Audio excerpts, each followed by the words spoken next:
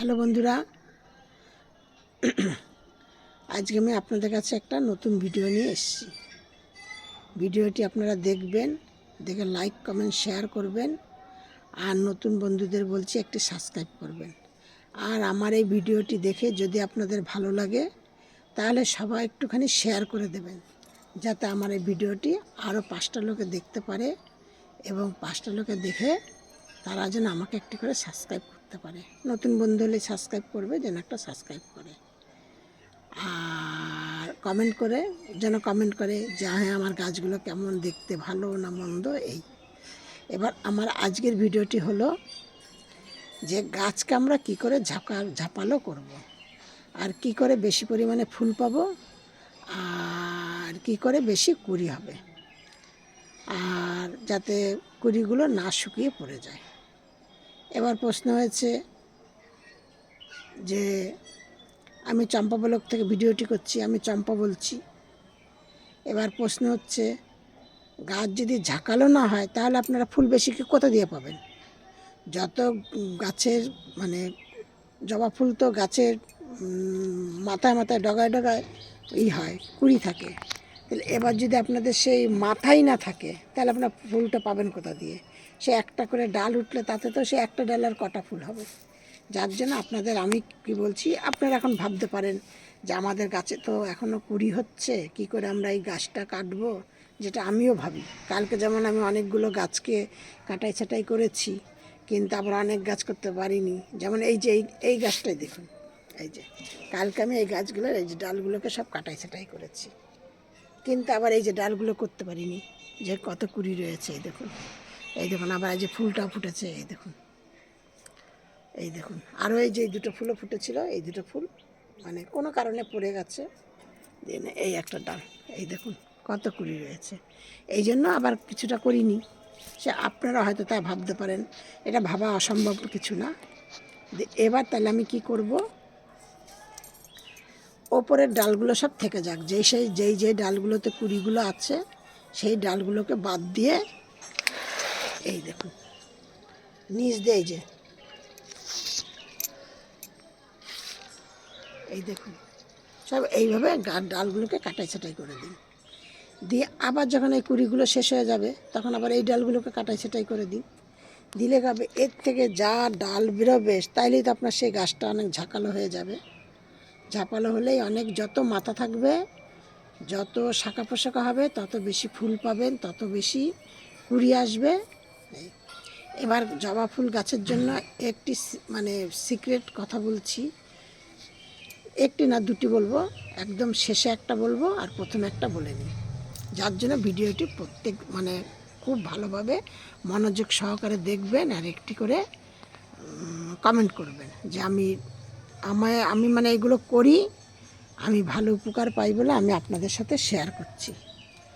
এবার কী করি আমি, মানে প্রথম কথা হলো যে গাছটা আমি বসাই, এই যে দেখুন গাছটি বসাই আমি যখনই, যেই গাছটা, এগুলো কিন্তু সবই আমার ডাল থেকে গাছ করা। হ্যাঁ, আমি ঠিক এরকম একটা মাথার ডাল নিই, মানে এরকমভাবে ডালটা নিই। ধরুন এইটাকে আমি বসাবো, কিন্তু এইটাকে যদি আমি বসাই দিলে এইখানটাকে যদি আমি বসিয়ে দিই, তা যখনই বসালাম এতটা বসালে এই ডালটাকেও পেয়ে গেলাম, এই ডালটাকেও পেয়ে গেলাম, এই ডালটাকেও পেয়ে গেলাম। এই তিনটি জায়গায় আমার মাটিতে মানে পুঁতে দিলাম। এই দেখুন প্রমাণ সহকারে, এই একটা, এই একটা, এই একটা, এই একটা, দেখেছেন?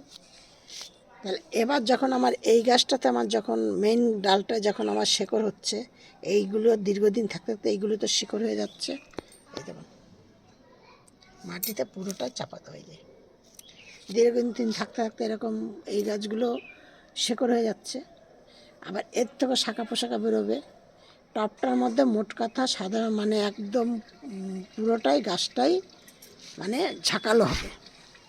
এবার ঝাঁকালো হলে দেখুন আমার এইটুকুনি গাছের মধ্যে কতগুলো ডাল, বললাম তো ডাল আপনাদের কালকে কত কেটে দিয়েছি। এবার ধরুন যখন এই ডালটা কেটেছে, এর মধ্যে তো আরও দুটো চারটে ডাল ছিল। দিয়ে এরকম ধরনের আপনারা করুন, দেখবেন।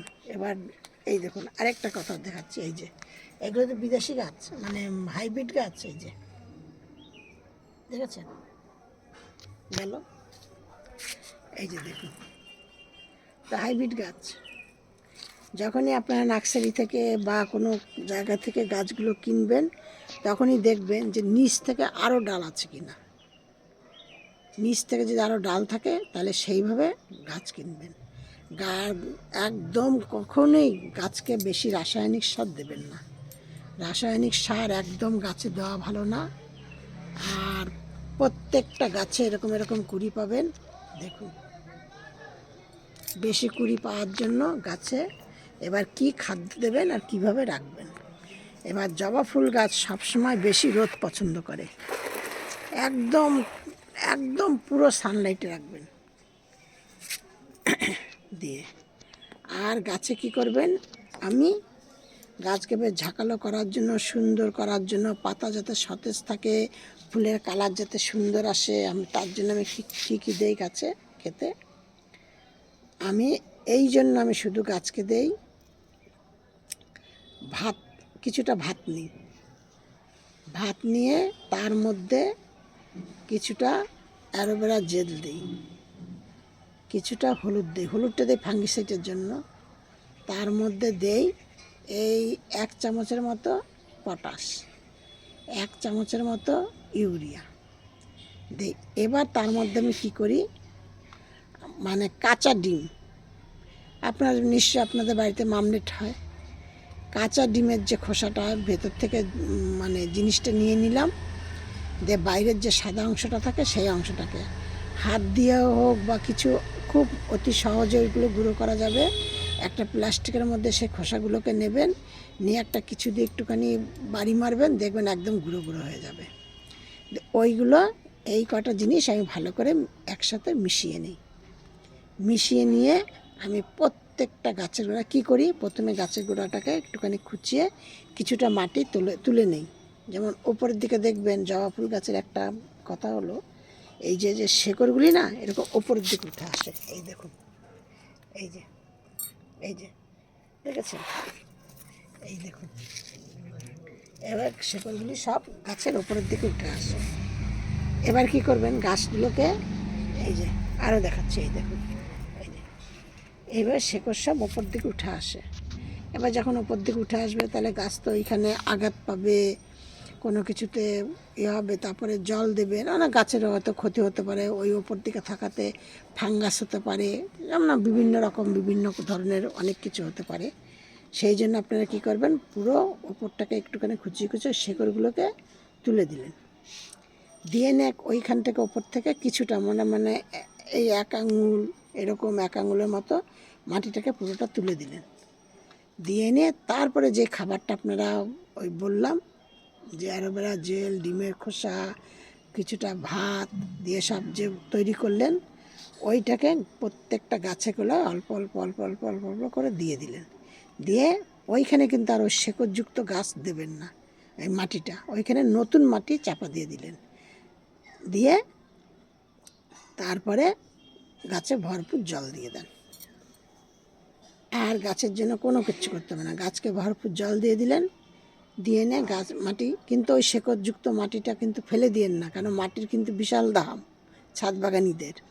দেন ওই মাটিটা আবার অন্য গাছে দিয়ে দেবেন, অনেক গাছ আছে তো অন্য গাছে দিয়ে দেবেন, বা ভিজিয়ে রেখে দিলেন, ভিজিয়ে মানে কিছুতে রেখে দিলেন, শুকিয়ে গেল, শুকিয়ে যাওয়ার পর শেকড়গুলোকে আস্তে আস্তে ফেলে দিলেন, দিয়ে মাটিটা নিয়ে নিলেন।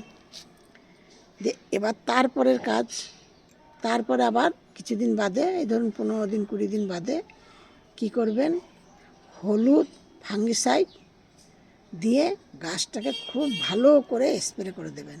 আরও যদি ভালো মনে করেন যে করবেন, তাহলে কি করবেন, ওর মধ্যে কিছুটা নিম পাতা এনে সেদ্ধ করে সেই জলটাকে দিয়ে দেবেন। নিম পাতা এনে সেদ্ধ করে সেই জলটা দিলেন, আর অ্যালোভেরা জেল দিলেন, কিছুটা ফাঙ্গিসাইড দিলেন।